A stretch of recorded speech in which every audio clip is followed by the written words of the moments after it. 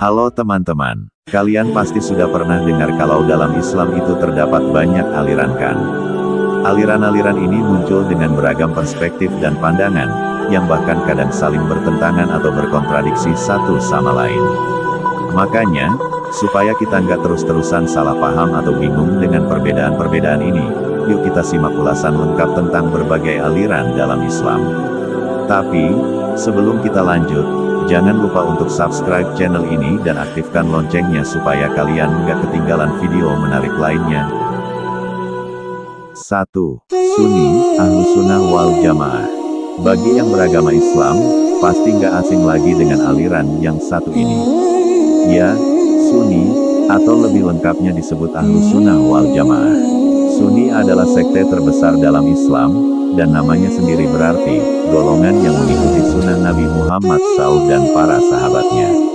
Ulama besar seperti Ibnu Hajar al-Haytami menjelaskan bahwa Ahlus Sunnah wal Jamaah ini adalah mereka yang mengikuti rumusan Imam Asy'ari dan Imam Maturidi.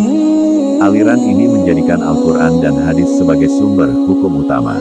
Kalau kita lihat data dari World Population Review, sekitar 90% atau 1,5 miliar dari 1,9 miliar populasi muslim di dunia adalah penganut Sunni.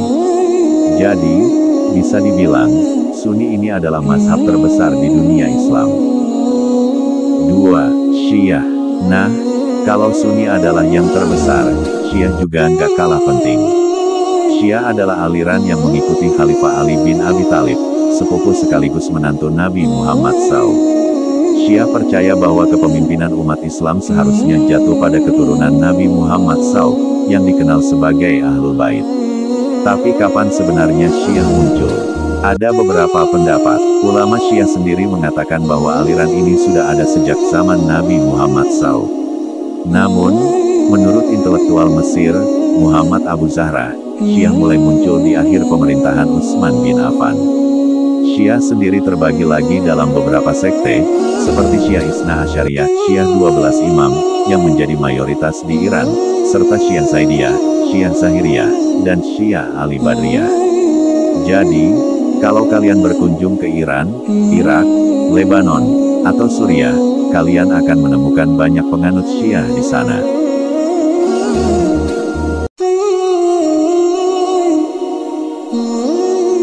3. Khawarij. Khawarij adalah aliran yang namanya berasal dari kata khuruj, yang berarti keluar atau mengasingkan diri. Aliran ini muncul dari kelompok pendukung Ali yang tidak setuju dengan keputusan Ali untuk berdamai dengan Muawiyah saat Perang Siffin pada tahun 37 Hijriah. Singkat cerita, saat itu Khalifah Ali memutuskan untuk menerima arbitrase dengan Muawiyah, yang sayangnya hasilnya malah mengangkat Muawiyah sebagai khalifah. Kelompok yang kecewa dengan keputusan ini akhirnya memisahkan diri dan dikenal sebagai Khawarij. Sayangnya, tindakan mereka nggak berhenti di situ. Seorang Khawarij bernama Abdullah bin Mujam bahkan sampai membunuh Ali saat beliau hendak salat subuh. 4. Mu'tazilah. Pernah dengar aliran yang satu ini? Mu'tazilah adalah golongan yang lebih banyak menggunakan akal dalam membahas teologi. Mereka dikenal sebagai kaum rasionalis dalam Islam. Nama Mu'tazilah sendiri berarti memisahkan diri, dan aliran ini muncul di Basra, Irak, pada abad kedua Hijriah. Mu'tazilah lahir dari perbedaan pendapat antara Wasil bin Atta, pendirinya, dengan Imam Hasan al-Basri. Hasan al-Basri berpendapat bahwa seorang mukmin yang melakukan dosa besar tetap berstatus mukmin, sedangkan Wasil bin Atta berpendapat bahwa orang tersebut bukan mukmin maupun kafir, melainkan berada di antara keduanya. Selain itu, kaum Mu'tazilah juga hanya mengakui perjalanan Isra Rasulullah ke Baitul Maqdis, tetapi tidak mengakui Miraj ke langit. 5. Murji'ah. Murji'ah adalah aliran yang muncul karena polemik politik di masa awal Islam, yang kemudian berkembang menjadi persoalan teologis. Secara harfiah, Murji'ah berasal dari kata irja, yang berarti menangguhkan. Mereka berpendapat bahwa urusan kafir atau tidaknya seseorang sebaiknya diserahkan sepenuhnya kepada Allah SWT.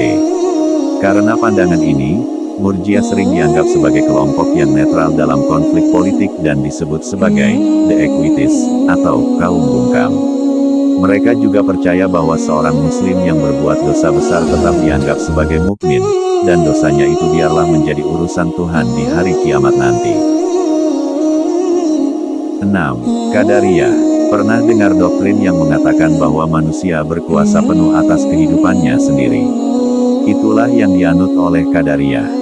Aliran ini berasal dari kata qadar, yang berarti kuasa. Mereka percaya bahwa manusia memiliki kebebasan penuh untuk menentukan jalannya hidup, tanpa campur tangan Tuhan.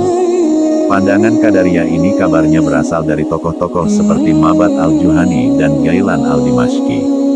Mereka mengatakan bahwa manusia menciptakan perbuatannya sendiri, dan Tuhan hanya menciptakan alam raya serta manusia, lalu membebaskan kita untuk menjalani hidup kita sendiri.